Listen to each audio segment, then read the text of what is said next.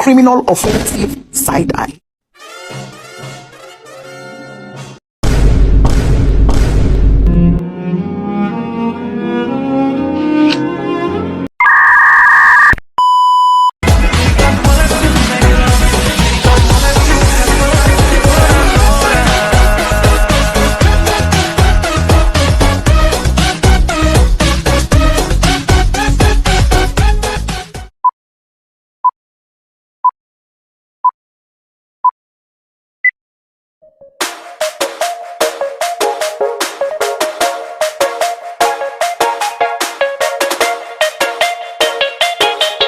Assalamualaikum warahmatullahi wabarakatuh. Sugeng enjing para rawuh ingkang kinurmatan.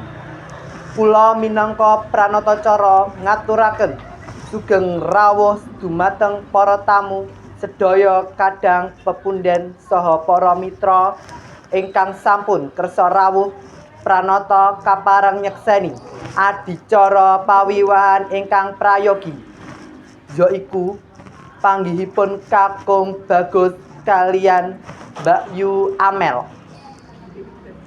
Para rawuh ingkang kinurmatan, adicara pawiwahan dinten menika badhe kapanjer kanthi reruntunan. Setunggal adicara pambuka pambagya harja saking pranatacara minangka pambuka acara. Angka kalih raos saking sesepuh minangka tandha pangestu lan dawuh kanggo manten kakung saha manten putri.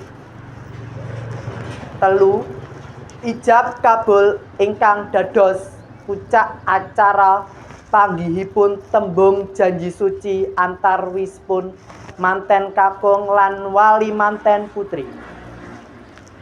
4. Pangajab pangestu saderengipun ijab kabul dipun wiwiti kanthi pandonga mugi Gusti Allah maringi berkah lan ridho. 5. Adicara sungkeman minangka parlambang bakti saha sembah bekti anak marang tiyang sepuh. 6. Pungkasan adicara bakal kapungkasi kanthi pangajab pangestu saking para rawuh sedaya. Para rawuh ingkang kinurmatan, mekaten reruntunan pawiwahan ingkang saged kula aturaken. Mugi adicara menika paringi berkah nglestarakaken nganten kakung saha putri saged bangun kaluwarga sakinah mawaddah warahmah. Punika ingkang saged kula aturaken. Wonten lepating pangandikan kula nyuwun agunging samudra pangaksami. Wassalamualaikum warahmatullahi wabarakatuh. Sahabat Rasul.